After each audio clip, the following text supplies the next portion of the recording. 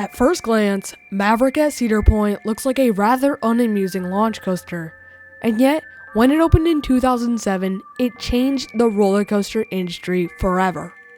Up until that point, parks around the world competed to build taller and faster roller coasters, Cedar Point themselves being a frontrunner in this race, which came to be known as the Roller Coaster Wars. Maverick marked the turning point from taller and gentler rides to smaller, snappier ride experiences, which have now exploded in popularity. And even the ride's name is supposed to represent how Maverick was a true trailblazer in the roller coaster industry by defying the status quo that was the Roller Coaster Wars.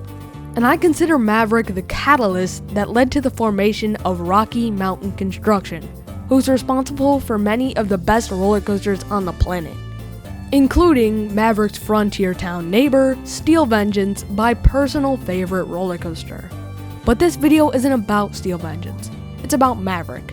So today, I'm gonna break down everything about Maverick that makes it just so good, and hopefully you'll prioritize it a little bit more than you otherwise would have in a visit to Cedar Point. Now, let's dig a little deeper. The first element that makes Maverick so good is the incredible ride experience. So let's take an in-depth dive, element by element, starting now. Maverick starts off with a launch lift hill, which is noteworthy because it was one of the first roller coasters to do this. Next comes the first drop, which is incredible in the back car as it goes beyond vertical. And I really do recommend the back 2 rows to get the most out of this drop. The next 2 elements are 2 rapid snaps from right to left, then left to right. And these super snappy moments are what Maverick has become known for. Next comes what is, in my opinion, the single strongest moment of airtime in the park. This insane camelback that really makes you fly in the back row. Next, Maverick turns to the right and enters the first of its kind twisted horseshoe roll, which has been installed on 10 roller coasters since, with all of them being clones or near clones of Blue Fire Mega Coaster at Europa Park. Then, Maverick turns to the right and heads into a tunnel before engaging a set of magnetic trim brakes, which slow the trains down to a crawl. In most cases, this would act as more of a buzzkill than a benefit, but slowing the train actually makes the 70-mile-per-hour launch into complete darkness that much better. It really gets going towards the end of the launch track.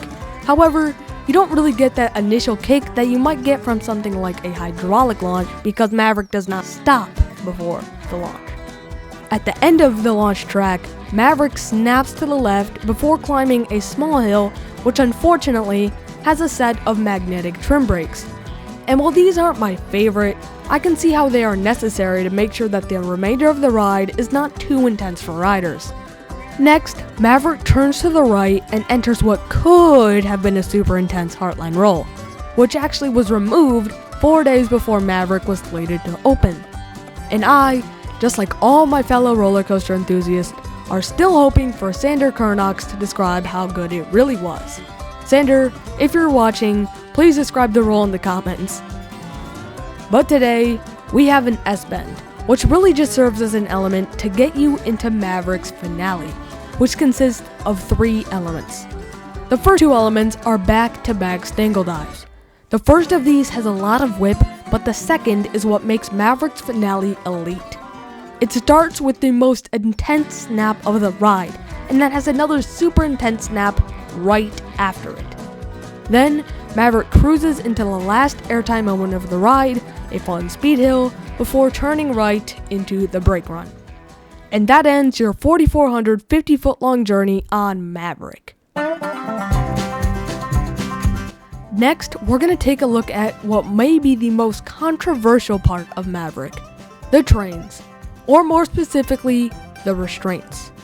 Now, Maverick opened with the hard over-the-shoulder restraints, which are very similar to the ones currently found at Cheetah Hunt at Busch Gardens Tampa and the current world's tallest roller coaster, King Ka at Six Flags Great Adventure in New Jersey. I have ridden Cheetah Hunt and never really had a problem with those restraints, but I have heard that Ka has a slight rattle which may cause discomfort. But I've yet to prove that for myself, but hopefully I'll get to Great Adventure soon. Subscribe so you don't miss it. Anyways, at the 2015 Winter Chill Out event, Cedar Point announced that Maverick would be receiving Intamin's newer, soft strap over-the-shoulder restraints, which in my opinion are significantly better than the old version. Again, I have ridden other roller coasters with these restraints, most notably Storm Runner at Hershey Park, and I really don't have a problem with them. The only thing that may detract from the ride experience is definitely the large bar that sits on your thighs, which can be a little uncomfortable when experiencing airtime. Next, we have the trains themselves, with 3 cars and 4 riders per car, so they are pretty small compared to other rides in the park. And I think this actually works out to the ride's advantage, as it allows the forces to be spread more evenly across the train, so everyone on the train has a similar experience regardless of where they sit. One other thing I noticed was just how wide these trains were compared to similar trains by Intamin. There is a noticeable gap between both of the seats, and it's really nice for making the trains easier to get into and out of, as well as making sure that riders don't feel crammed into the train. The trains also look fantastic, with the train-themed front car and each train having a different color to represent a different mineral. Overall, I think that these trains are some of the best at the point. The final major part of our deep dive is gonna be the theming.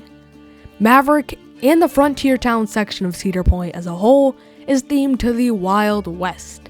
And in many ways, Maverick does this theme far better than Steel Vengeance. For one, the whole Cuban station looks straight out of the 1800s, RIP Whitewater Landing, and the whole entry area gives off a similar look. And even the ride's name and logo really invoke the theme that Cedar Point was trying to go for. Furthermore, the ride experience, which truly feels like being tossed around while on a horse, does connect to the overall theme to an extent. Final thoughts. Maverick is a great ride, and a noteworthy contender for Cedar Point's number 2 in the park, and I would argue that it definitely deserves that spot. Heck, I even have some friends that rank it as their number 1 in the park. And even though I haven't ridden Top Thrill 2, because basically no one has, a back row ride on Maverick is very hard to beat, and only a very select few roller coasters beat it in my overall rankings. I cannot recommend a visit to Cedar Point enough to anyone who even mildly enjoys roller coasters. What do you think of Maverick? Tell me in the comments below. Have a good one. Bye.